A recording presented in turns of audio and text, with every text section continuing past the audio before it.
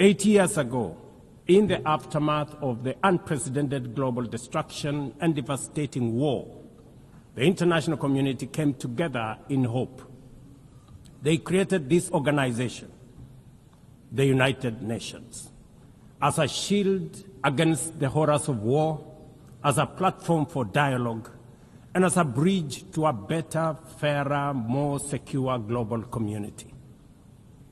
What is often forgotten or not mentioned today is that the United Nations grew out of the failure of the League of Nations that existed between 1919 and 1945.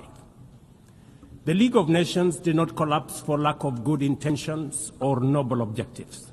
Its ambitions were to achieve collective global security, disarmament, peaceful dispute resolution, and cooperation on humanitarian and social issues. Despite these ideals, the League of Nations failed.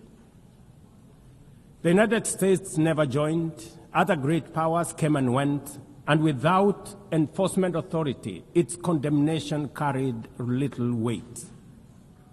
When Japan invaded Manchuria, when Italy marched into Ethiopia, and when Hitler openly defied its rules, the League stood by, helpless and powerless. By the late 1930s, its credibility had collapsed, and with the outbreak of the World War II, it was rendered irrelevant. This history is both a lesson and a warning. Institutions rarely fail because they lack vision or ideals. More often, they drift into irrelevance when they do not adapt, when they hesitate to act, and when they lose legitimacy.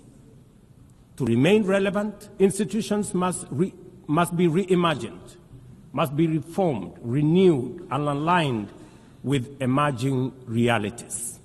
Today, we are gathered for the UN at 80. The question is unavoidable. Is the United Nations relevant to the demands of our time? Can it continue to serve humanity in the face of current realities? Or has it become a relic of a bygone era? Today, we are gathered for the UN at 80. The question is unavoidable. Is the United Nations relevant to the demands of our time? Can it continue to serve humanity in the face of current realities? Or has it become a relic of a bygone era? Madam President, Excellencies, we meet against a grim global backdrop. Conflict rages in Eastern Europe, the Middle East, the Sahel, the Horn of Africa, and beyond. Climate disasters grow fiercer by the day. Inequality deepens, pandemics loom, and technological disruptions outpaces governance. Instead of trust, mistrust is spreading. Instead of solidarity, fragmentation is taking root. In place of hope, anxiety fills our global community. We are living, to borrow from the words of the founders of this institution, not in larger freedom, but in growing uncertainty. At this moment of turbulence, when we most need a strong United Nations, the organization faces its deepest crisis in credibility and capacity. We must resist the temptation to give up on the UN or abandon it.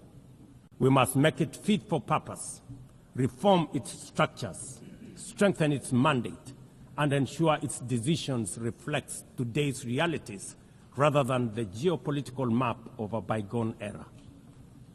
As one of the hosts of the UN headquarters and the only one in the Global South, Kenya stands ready to do its part to enable the organization to go through this phase of renewal successfully.